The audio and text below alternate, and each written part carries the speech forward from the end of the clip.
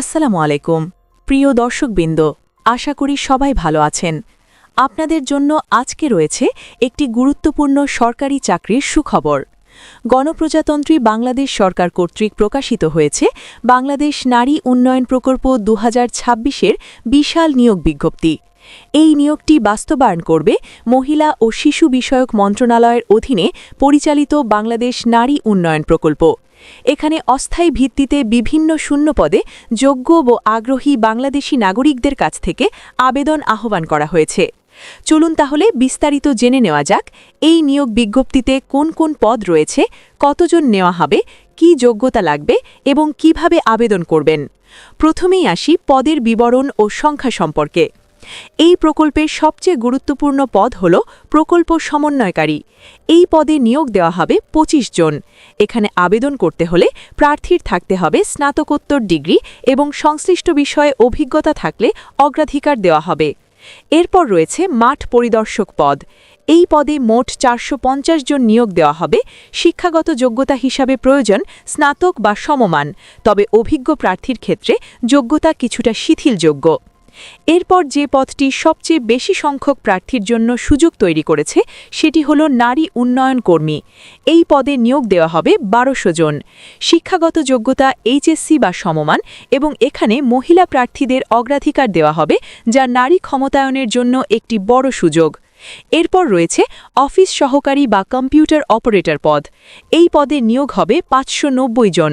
আবেদনকারীর শিক্ষাগত যোগ্যতা হতে হবে এইচএসসি এবং কম্পিউটার চালনায় দক্ষতা থাকতে হবে।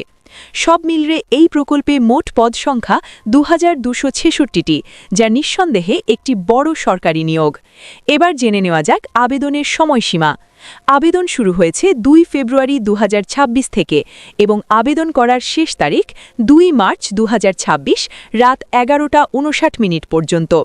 সুতরাং সময় হাতে থাকলেও শেষ মুহূর্তের জন্য অপেক্ষা না করে দ্রুত আবেদন করাই হবে বুদ্ধিমানের কাজ।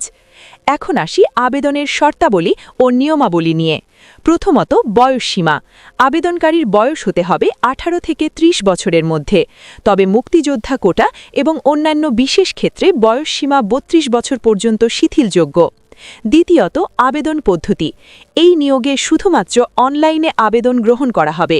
কোনোভাবেই সরাসরি বা হাতে হাতে আবেদন করা যাবে না।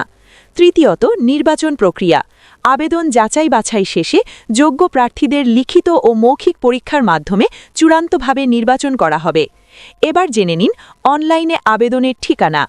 আবেদন করতে এবং বিস্তারিত তথ্য জানতে ভিজিট করুন www.womendevproject.gov.bd।